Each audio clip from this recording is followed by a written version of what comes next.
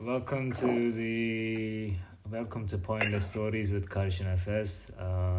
This is episode number 11. We were in the middle of an intellectual conversation which we haven't had for a while, and it's quite refreshing. I'm not sure how interesting it might be to somebody else कि हम मोहब्बत से शुरू हुए थे और by the way, I'm seeing this like the last one, by the way, dude, was the fourth episode. And even in the last time that we did this, the fourth episode was where we talked about the big short and the revolution and everything. So I feel like I'm kind of understanding our own patterns here, you know? Like about four episodes in, we get really intellectual. But it's always fun to like just go with the flow because we have absolutely no plan. Like हमें कहाँ पहुँचना भी नहीं और पता भी नहीं कहाँ चल रहा है but where do you want to kick this one off, bud? It's a good question, but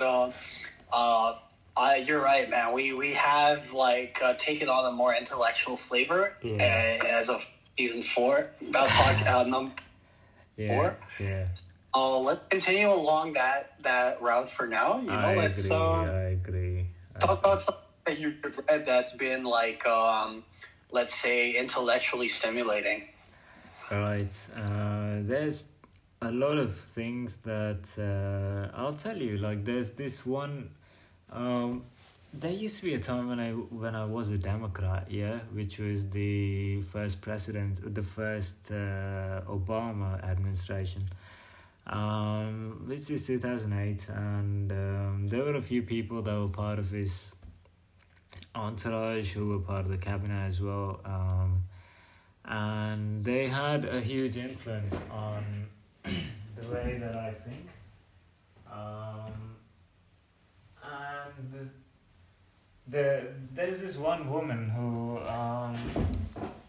there's a few people there, but there's this one woman who has a very interesting story. Her name's Samantha Power, and she was the United States ambassador to the United Nations in, I think, the second administration. She was a national security advisor or something in the first one.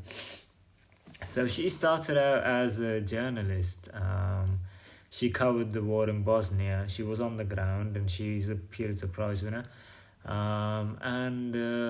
She became a part of the Obama administration, became somebody who is a humanitarian.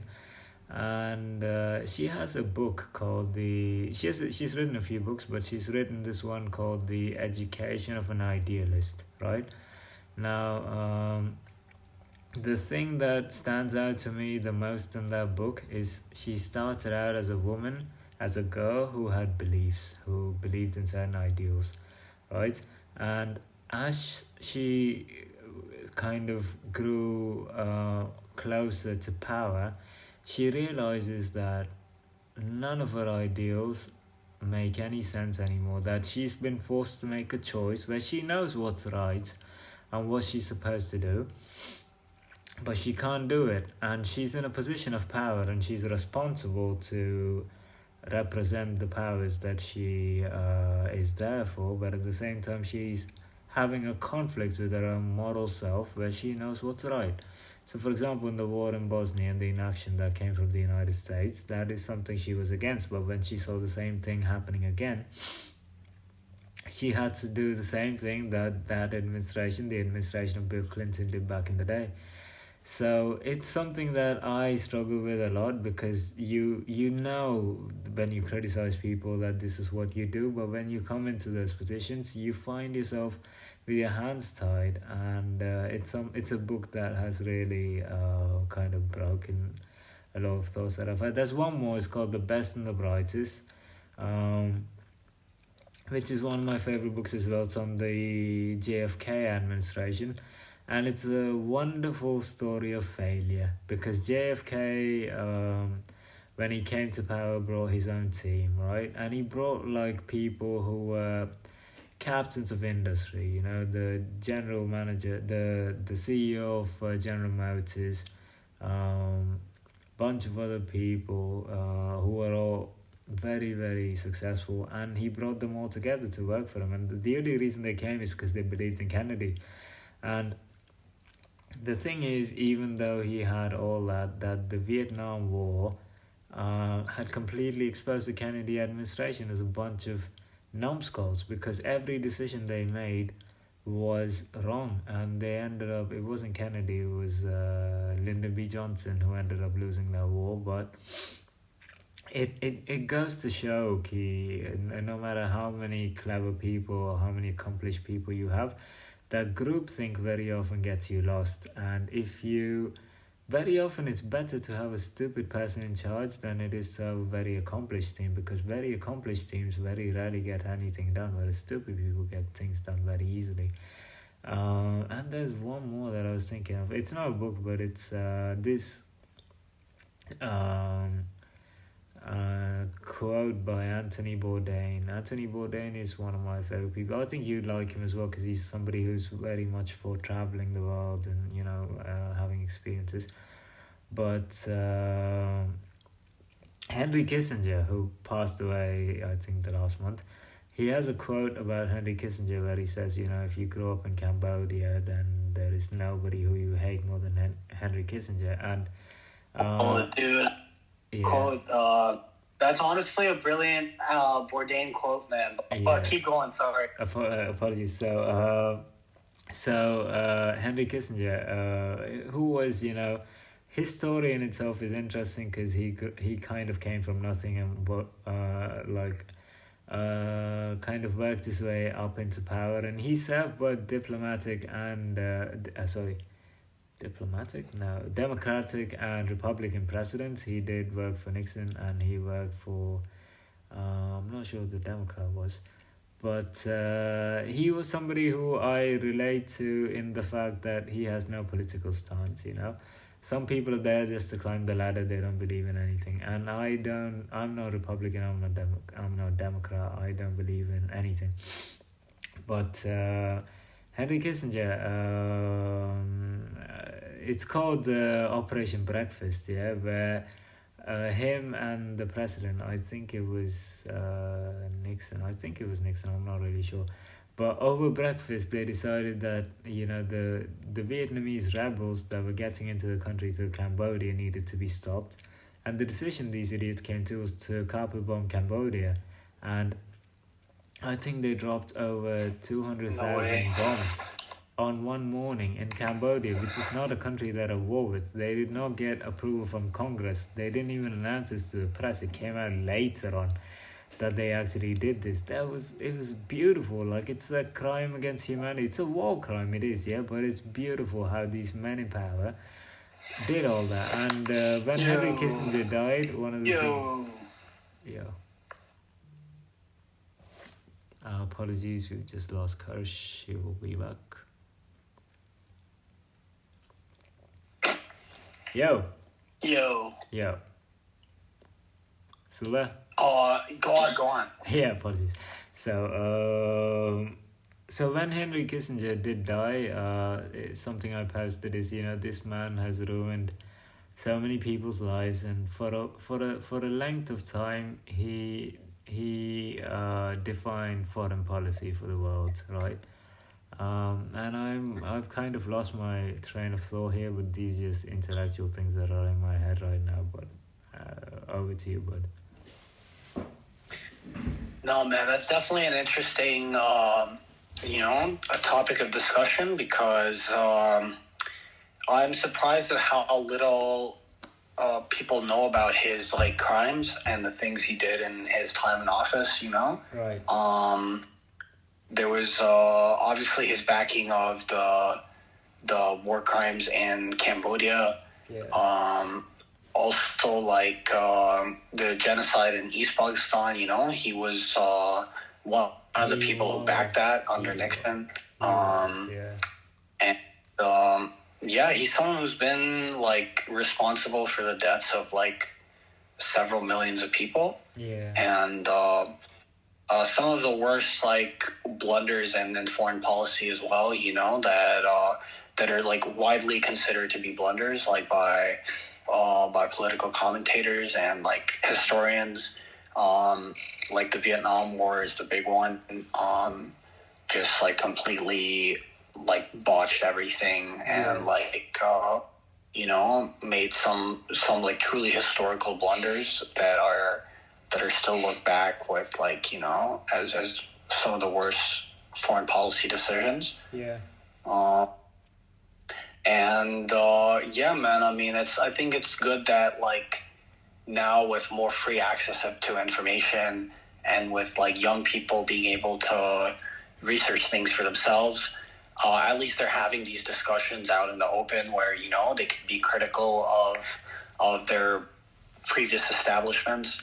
But it's really a miracle, man. If it was any other country, you would be looking at, being tried at The Hague for war crimes. Absolutely, 100%, man. And it's I'm not just appalled by how easily he got away with it. I'm in awe, sometimes you have to appreciate, not all criminals are the same, the ones who are really good at what they do, they kind of have my appreciation. But on East Pakistan, right, which is now known as Bangladesh, when the War of Independence happened, the president of Pakistan at the time was Ayub Khan, and he actually seceded after the loss.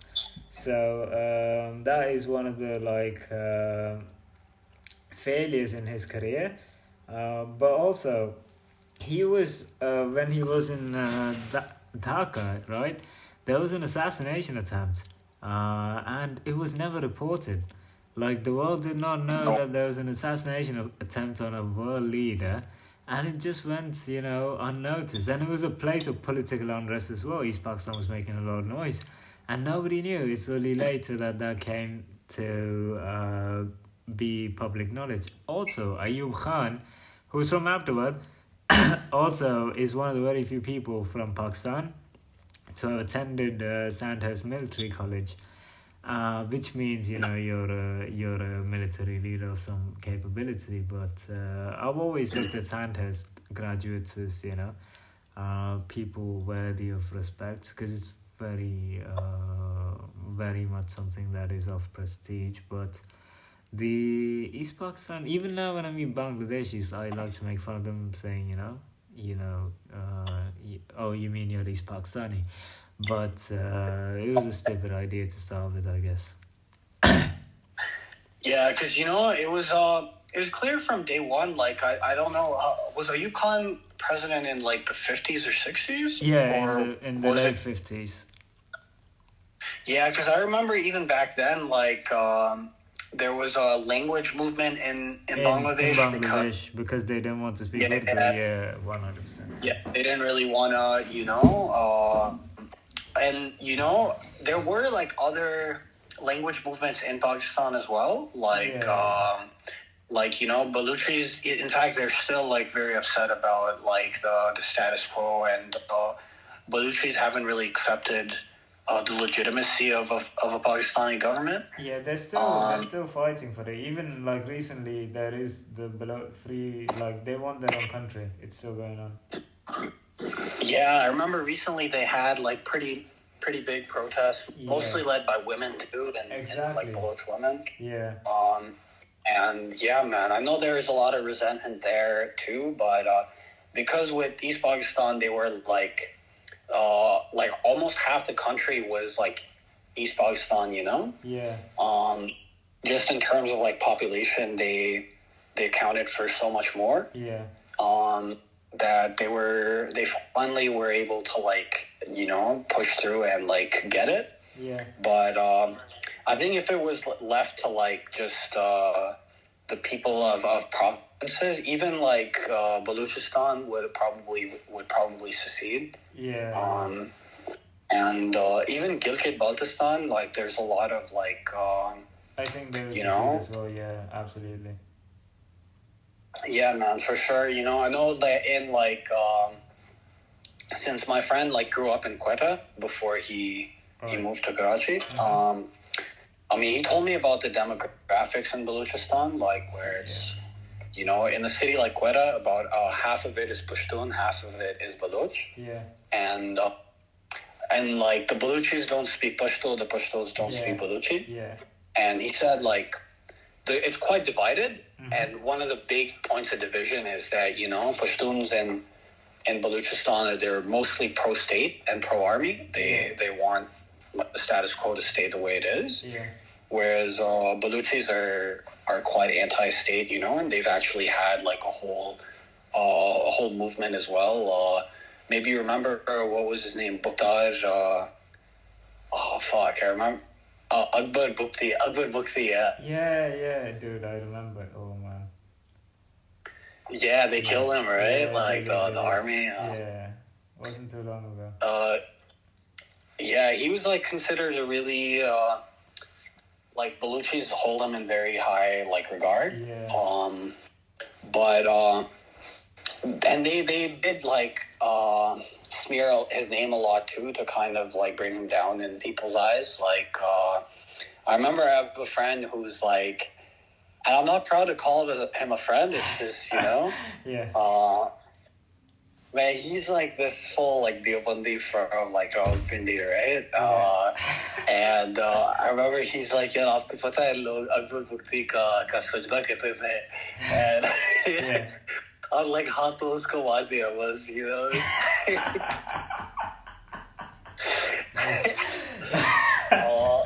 because a lot of them really just they're very pro-state, right? Especially in Punjab, which is the heartland of Pakistan. Yeah.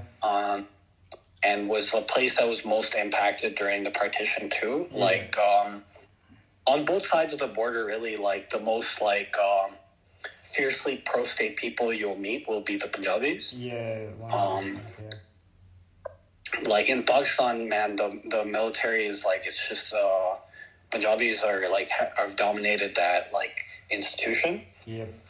And it's just a region where there is a lot of pro-state, pro-army, pro-establishment sentiment. Yeah. So your average guy who's quiet, religious and quiet, Punjabi, from a Pind is going to be quite nationalistic, Yeah. And yeah, man, they would buy a lot of this propaganda too, कि हाँ लोग आके उसका ना उससे वसीला करते थे, उससे he was a peer for them, and then it's mostly a way of shutting down opposition, but man, I don't think they can do it forever, if after the secession of East Pakistan, it was I think that was writing on the wall that there's going to be more resentment and more people, Yeah. rejecting this this identity being imposed on them. Because yeah, man, I don't think they were even consulted when they were made part of the country. Baluchis, that's what they always say is that it was just what was it? The prince of that region who was consulted. Yeah. And now they became part of a state project that they were never really didn't really have a say in. Yep. But I do understand that, man. I mean, even Punjabi itself has kind of been deleted, from the official system. Yes, absolutely, yeah. Despite Punjabis themselves being the dominant group, Yeah. I do think they have and you see this in India as well, a problem of language imposition. Absolutely, yeah. They want to unify. The idea of a national identity is something I disagree with. There is no national identity. Yeah, especially in places that are this diverse, like India and Pakistan, where you really can't have one unified national identity, Absolutely. You can on a very high level for official terms. Yeah. But when it comes to what your linguistic background is or what your ethnic background is, there's so much diversity in that imposing something from outside is likely to lead to resentment, resistance. You see the same with Tamils in India, especially but I think they had some sort of like negotiation and like were given some level of autonomy where it didn't spiral out. But just like East Pakistan, Tamil Nadu had like a language movement as well. They did, yeah. They even had like some riots there. I remember at some point where people started setting shit on fire and because of Hindi being imposed on the state. Yeah. But eventually they had some kind of like autonomy with regard to that, where they can decide what they want their linguistic policy to be at a state level. Yeah. But you still do see resentment in India too with this stuff, and even calls for independence, like states like Nagaland and I think even at one point they were like the Naxalite movement,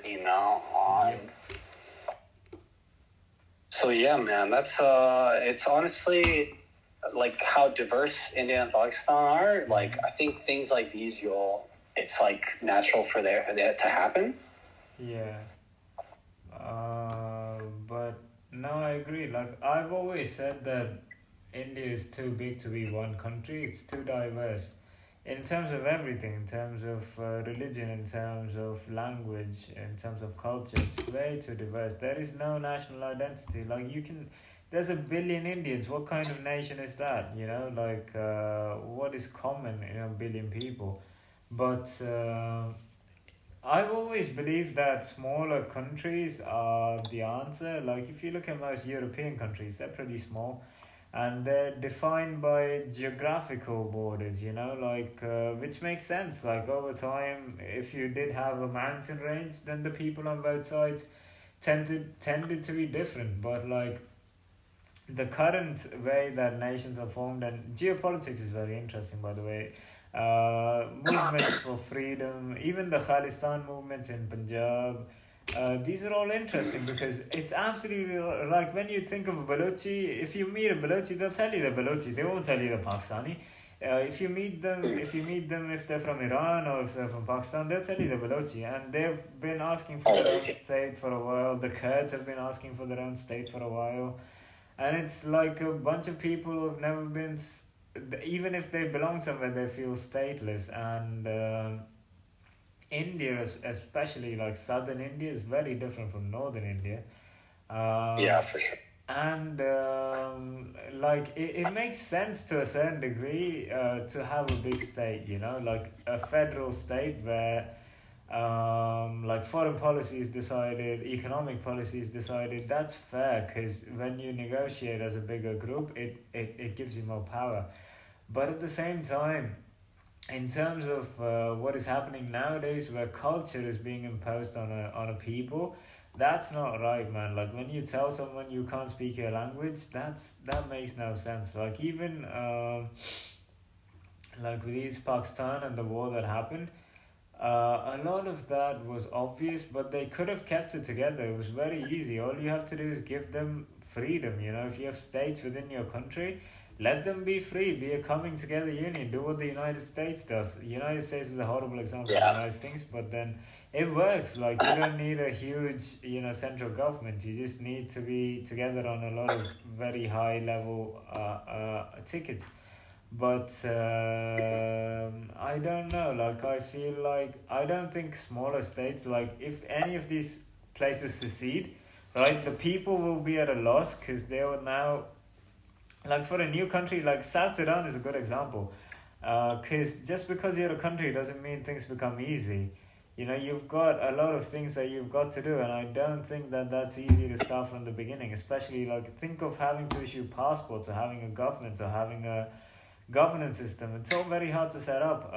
So it's not like win-win always, but secession movements, if they do happen, unless they're as profound, like even Bangladesh has been around since the 60s. Like they haven't done much in terms of, even if it was East Pakistan, they'd be pretty much where they are now. They just speak Urdu, right? So it's very hard to say that secession movements bring about the best outcomes, but at the same time, the imposing things on people and a populace is also something that is just foolish. There's no point. You see this now with the government in India. They're trying to impose shit on people who aren't Hindu, and like all of India isn't Hindu, you know, like the entire premise.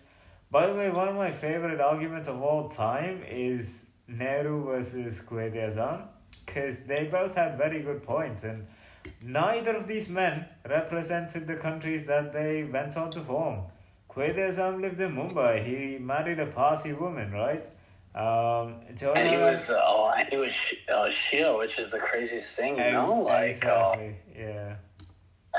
I just think that's wild, man. Because when you think about the kind of like Deobandi type of hardline, you know, line of school of thought that's like really emerged in the region. Yeah. Like Pakistan is the one place that comes to mind where you still have like ulama who consider the Shia to be kafir, you know. Yeah. And then it's just the irony that the founder of the country was Shia himself, even if he wasn't really religious, you know. Yeah. But kind of all the things that he stood for, in his own words and as well in like the life that he lived. Yeah. Like Pakistan has kind of gone in the exact opposite direction, you know. Yeah. So he's very Ataturk, isn't it? He's. Yeah, that's a good example. Like, I think, you know, Zia would be like the Erdogan, and I think Qaid Azam, you could call him like Ataturk. Perfect parallel, buddy. I mean, we've seen this happen so many times, but man, like even Nehru, like he didn't represent India, and these men, like to be honest, they were great men. But at the same time, the fact that the basis of these two nations, like the partition, is something that hurts me to this day, because my love life would have been a lot easier if it didn't happen, you know. But at the same time, these men did not, like both of them barristers from, you know, who spent a lot of time in London. These people did not represent the country they went on to form. Exactly. Yeah, not at all, man. It's just politics at some point. No, that's so true, man. And like this has been pointed out too as well, that like when you look at both parties on both sides of the aisle. So like the Indian National Congress in India, and then the Muslim League in Pakistan. Yeah. Both of them were and still are headed by like the elites of the country. So like just these aristocratic elite families were pretty close to the British, and who the British had backed, and who came from like very wealthy and like, you know, established dynasties. They were the ones who were like heading these institutions. And it was in India's case, it was the Gandhi family, you know, that like Nehru, because the Nehrus are Gandhis. I mean, the Gandhi's family is Nehru originally, right? Yeah. So it was them, and then the case of the Muslim League, you know, it was Jinnah, and then all of the other people that came afterward, you know, like they continued that system of like political dynasties. Yeah. And I think that is why, like, you know, at some point, I don't know when this happened exactly, but when resentment started to grow against the Congress in India, like a big part of that was aimed at the dynasty, the political dynasty factor. Yeah, it was probably Indira Gandhi and the emergency. Yeah, I think so. When they saw just how like unilaterally a prime minister can do something like that. Exactly. And yeah, man, that was you know, more recently, it's the narrative on that has changed as well, where you'll see like people are more critical of these people who have been in power for so long. Yeah. But in Pakistan, like even ideologically, you know, I don't understand how a country that was supposed to be like founded by such a secular minded guy, and like on who like someone who was of a Shia background, which is crazy to me. Like his family isn't even Urdu speaking. Yeah. True. They're like they're Gujarati speaking like Shias from Mumbai. Yeah. And they're running a country where the average is like a Punjabi Sunni, Yeah. And it's just wild, man. Like it was so arbitrarily done. But then again, it was like it was under the British where they just had they just cut things up in ways that like served their interests, but then had all these like disastrous outcomes for the people. Absolutely. The partition is one of the stupidest things that have ever happened. But I see what really annoys me is the people of India and Pakistan didn't really have an opinion. It's the people who were in power that decided, you needed two countries. It was the Muslim League that thought, exactly. It was the Muslim League that thought, Muslims would never be represented, and it was the National Congress that thought, we need a country which is secular and not defined by religion or by anything apart from the want to be from India. And both of those ideologies are flawed. Like the Indian National Congress today rules in a coalition of a Muslim League which is from India. So the Muslims in India are doing the same thing that the Muslims in Pakistan are doing. So what was the point of this entire partition? And basically, like, because of the partition, the different countries, if you look at India and Pakistan, they are slightly different, but in terms of what they've both gone on to achieve, they're very similar. They're both nuclear powers. They've both got, similar standards of education, of the way that people lead their lives. They're similarly poor, the Human Development Index is very similar. So there's no real, nothing, neither side has won, Both of them have 4 wars, and in the Indian textbooks, India won. In the Pakistani textbooks, Pakistan won. But in truth, the war was such a shabby mess that it was basically just acts of aggression. There was no actual war. And the existence of India and Pakistan really, both of them bother me. I've always said this, my grandmother's older than both these countries, and it makes no sense to me that either of them exist. And it doesn't need to be. Also, one of the things that Ayub Khan did is he signed the water sharing agreement with India, right? Because Punjab, and the etymology of Punjab is, Punjab, which is 5 rivers. So most of the rivers are from the mountainous regions in Pakistan that flow down into India. And Ayub Khan back in the day signed an agreement with Nehru to share water between the two countries, and that is the same agreement that is going on now. Like, this was in the 60s, and I'm sure like the leaders of today could not come to such an agreement, but to be honest, I don't believe in democracy. First of all, I believe in the Greek version of democracy, which was small, where you elected your leader, fine, but on a scale like this. And nation building is very interesting, but on this kind of basis, you see it failing everywhere. You see it failing in the United States. You see the United Kingdom is an absolute sham, to be honest. The House of Lords is the stupidest thing I've heard of, and the House of Commons is a very close second, because the United Kingdom is currently a country ruled by a bunch of immigrants, right? And they have no money. They have no public health services. It's not really a social state. It's not very capitalist.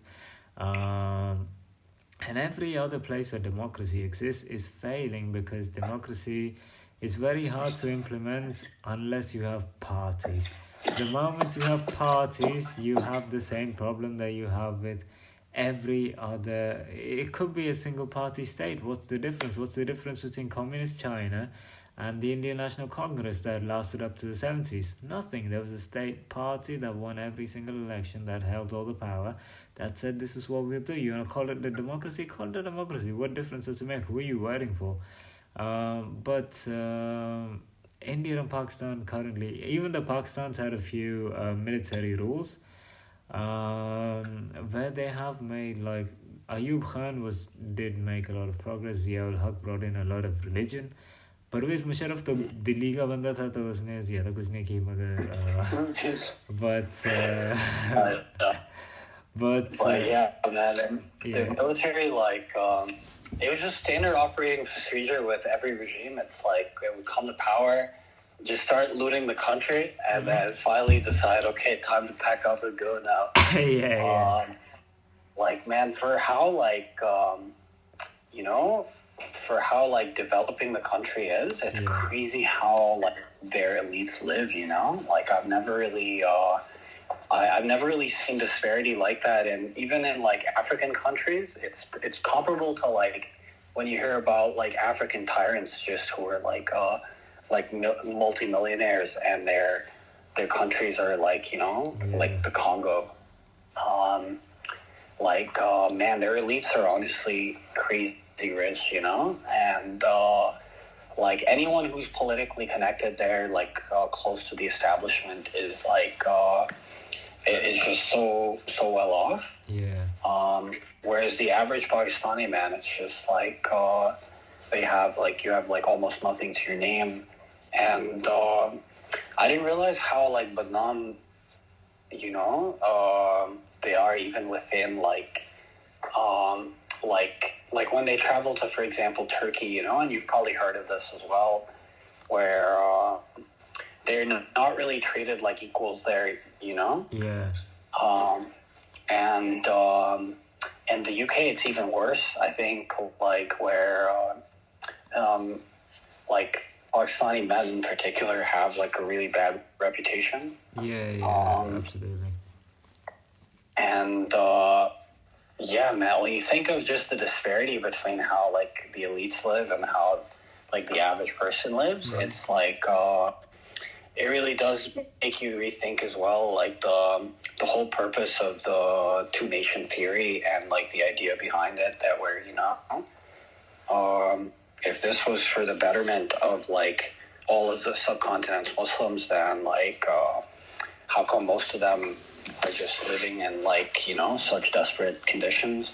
Yeah, absolutely. And even the history of the subcontinent is very, in terms of the empires, the Durrani Empire and the Mughals and everything else that's happened in between. It's very obvious that this area is not able to govern themselves.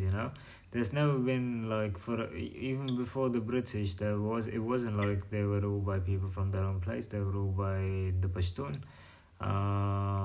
which just tells you that that this shouldn't be one entire confluence of people. We're not defined by the same thing. If you meet somebody who's from Nagaland, and they're entirely different.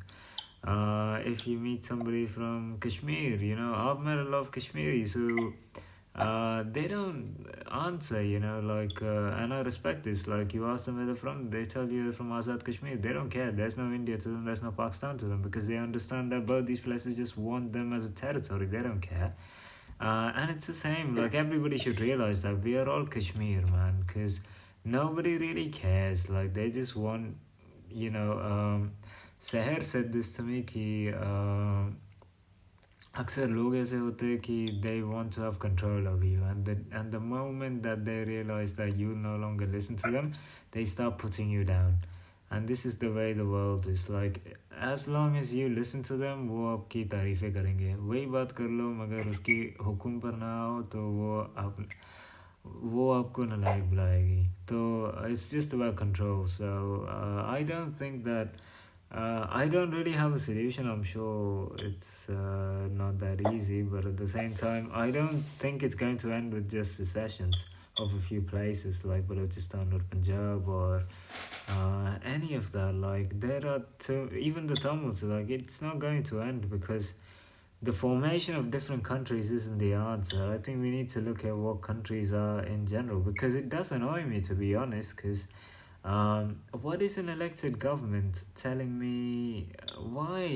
Like, if you want to travel to the UK, right, it makes a difference if the Tories are in power or the Labour Party is, which is completely pointless. Like, the fact that we draw random borders and we impose random measures based on our imperative, right? If you want to promote tourism, visas are easy.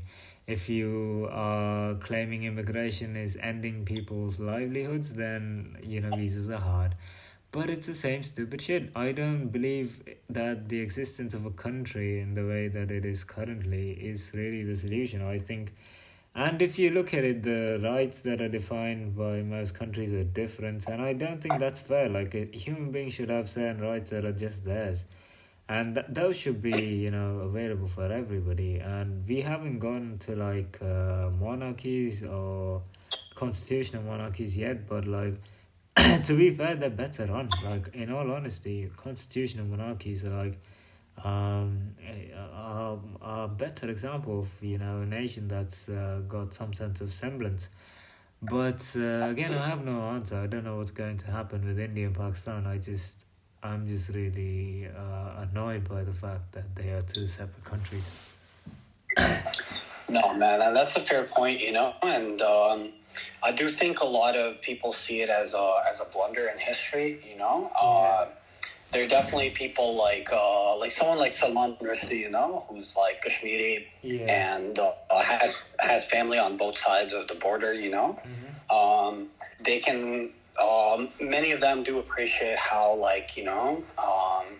it caused problems that were very much avoidable, and like the whole thing could have been avoided. Let's say even like years later, some states decided that they wanted autonomy or wanted a separate country, then they could have that discussion later on. Yeah. Whereas it didn't really serve anyone's interest to have this mass immigration of people on both sides. Yeah, the partition was a blunder. Yeah, definitely, man. And you see, like, the wounds are still very fresh in places like Punjab and Sindh, where there was the most like violence and the most like migration. Like if you look along like the borders of India and Pakistan, those are the states where you'll probably see the most like kind of like hatred and hostility between people. Yeah. So Punjab is the first, both in India and Pakistan. Like Punjabis are the most likely to be like anti the other. Yeah. And then there's Sindhis as well, where because so many Sindhis who've they've been there for centuries. That was just like their homeland. They can trace their family tree back centuries, and however far they can go back, it goes back to like Sindh, or that's where they lived. But then so many of them like migrated because of the partition. They moved, like Akshay, our friend Rajani, Yeah. Oh, that's a name. Yeah, he's like a perfect example, and there are many like him. Like in Sindhis are everywhere in India.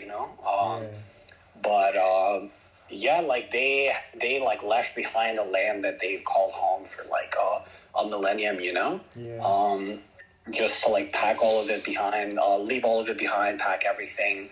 And because they're Sindhis, so many of them were like entrepreneurs or like, traders or people who had like entire kind of businesses and industries established there. Yeah. And for them to leave all of that and just go to a place they've never been to before just because of, decisions that some guys at the top made, it is really tragic. And you see for that reason that Sindhis, you will see a lot of hostility towards Pakistan, and the same for Sindhis in Pakistan, hostility for India. Yeah.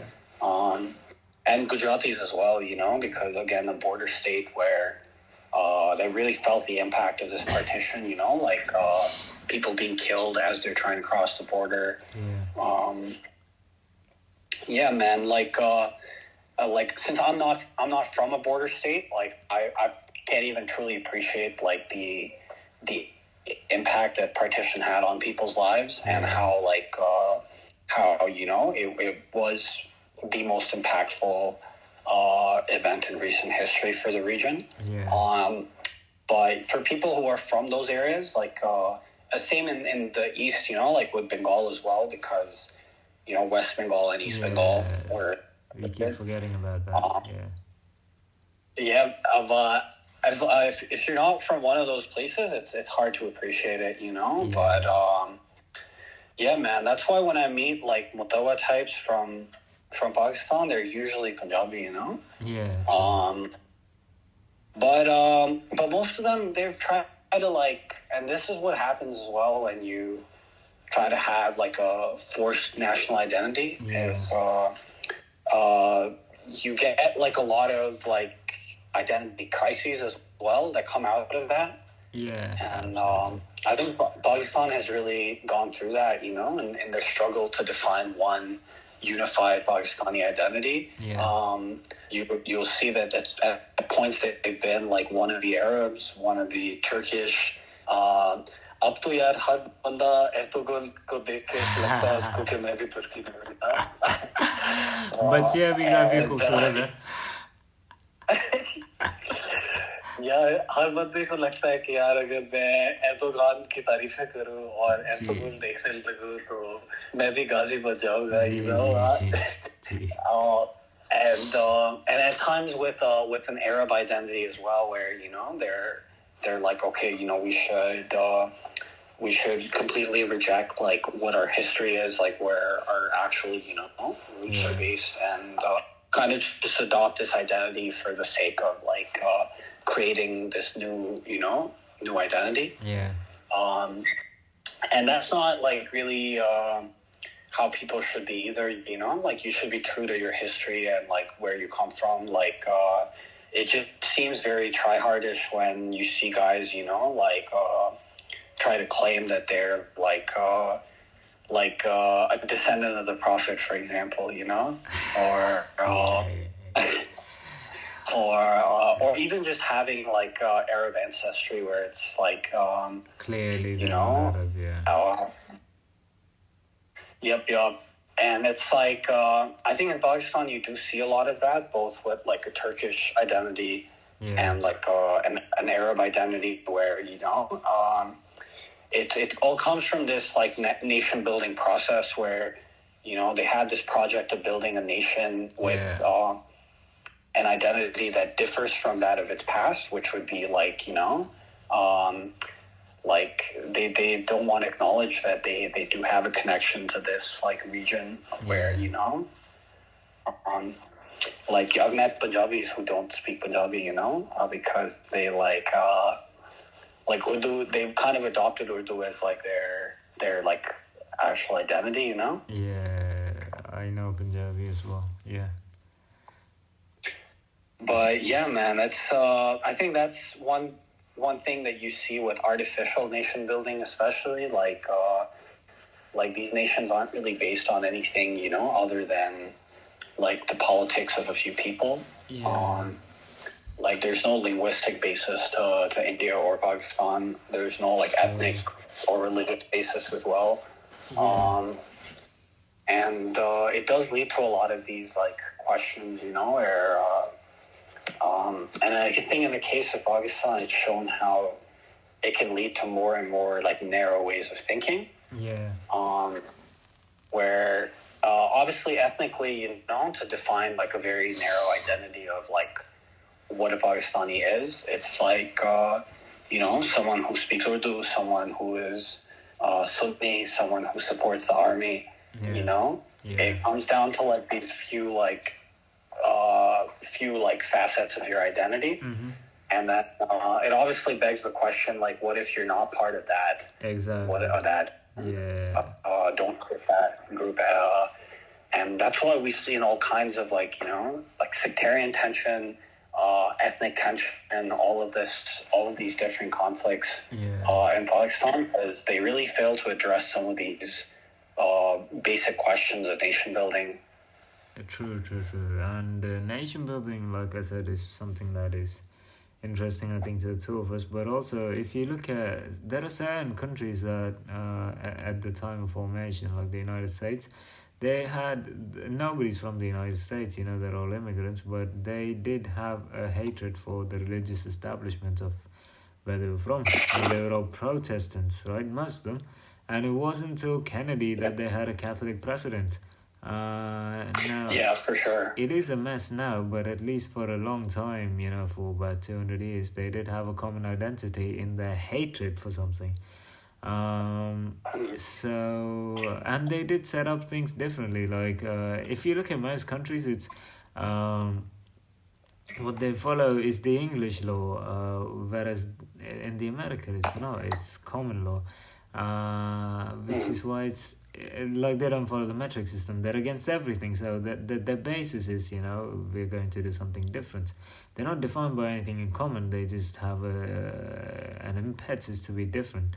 Whereas even the countries we're talking about like that as well.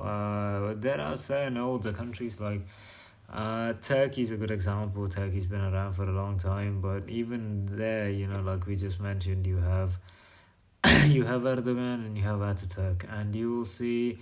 I've seen a lot of Turkish people who just have Ataturk in their offices as a photograph hung up, and there's a bunch of differences in people from every different walk of life, every different country, but at least they're Turks, like there is. They're an ethnic group, but like the Indian subcontinent is just, you can take most of it together, or you can take it, completely apart. It makes very little difference. Like, hum sab ek hi bande hai bhai. Like, Sri Lanka is not any different from Tamil Nadu. It's the same shit.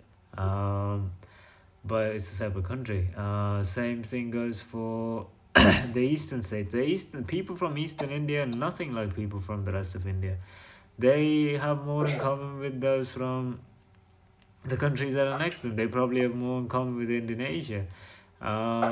So the entire subcontinent is, I don't think ethnically, like, we're all just Asians, I guess, and it doesn't make too much of a difference if you, like the Chinese are very different, not that different at least, the Mongolians. It's only when you get to like Russia, you start to see some differences, and Iran is part of the Middle East, but Afghanistan is its own thing. वो अपने आप की चल रहा है. But nothing else makes sense, man. Like, I don't know where this is going. I don't know where we started, but India or Pakistan just seems like, unless like there's this meme, right?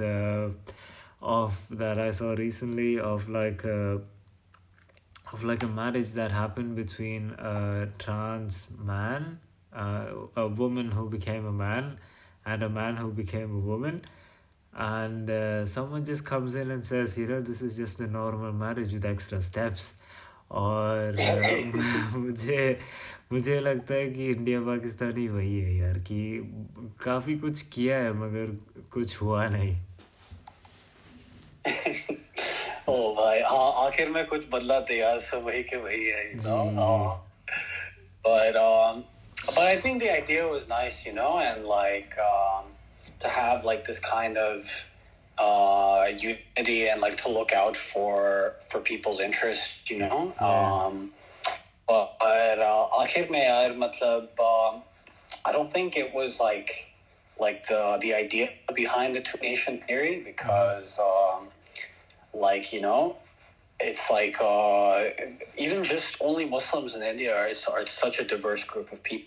Like, all of these different nothing in common. Linguistic divisions. And even sectarian divisions. Pretty much any denomination you can think of is you'll find it in the subcontinent. Absolutely.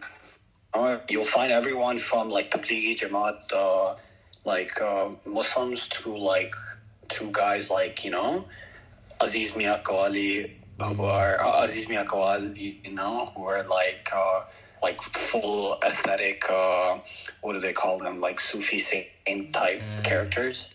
And those are two like polar opposites of like, of like Islamic theology. And then there's just all of these different divisions that, like, I think the founders of Pakistan, like, they didn't really think through that, or they didn't even really have an interest in thinking through those things. That how are we going to manage all these divisions when we finally make a country? Like, we're gonna have like maybe 100 different ethnic groups all of these different like theologies, and often conflicting theologies, like it's not just like the conflict between Shia and Sunni in Pakistan has been like deadly. True. Like that's probably like 100,000 people have died in the course of that. Yeah. Because it used to be like every Muharram there would be like an explosion, in a procession. Yeah. Like that division right off the bat is a big one. Mm-hmm. But then there's one between like Bareilly and Deobandi as well, because the Deobandi they see even Bareilly as like too I don't know, they see them as like adding bidah to the faith, and even like the smallest like ideological differences become important when your country is based on a shared identity that doesn't exist, Yeah, absolutely. And man, they really didn't think that through, because like right off the bat they had linguistic tensions that split the country into two, with Bengali and Urdu, and then later on they had all of these sectarian tensions, and because Pakistan was like such a big part of the war on terror, allegedly, at least, they were on America's side. They got dragged into all of these other conflicts that just has made the country like a place where anything can happen anytime. Absolutely, man. And अगर मुझे हमेशा लगता है, like, if you want to see differences between people, all you have to do is ask for a रिश्ता. कि लोग इतने छोटे छोटे बातें पर मुखर जाते हैं कि आखिर आपको अपने कजिन को ही शादी करने पड़ेंगे. खाली दुनिया में सिर्फ कजिन ही है जिसके साथ आपके कोई इख्तिलाफात नहीं होंगे कि सब कुछ सेम है. हाँ, मगर वहाँ तो जायदाद के मसले आ जाते हैं भाई. तो it's true, like humans, if you want to find differences you can find differences, if you want to find commonalities you can find commonalities, but I think we're at the hour mark, and we've gone really far, magar we haven't like come to a conclusion. I guess the only thing we can say is a long time ago two gentlemen had a discussion, which was Quaid Azam and Nehru, and they came to the conclusion that they couldn't be the same people, that they couldn't be the same country, that they couldn't have the same onus upon themselves. And years later, two other gentlemen had a very similar discussion, long after the lines were drawn and the people are separated. And the differences between Nehru and Quaid Azam and us is that we have nothing to gain. We have no political dynasty that we want to establish. The difference in the conclusions that we've come to is the fact that we find our basis in affection, whereas the gentleman before us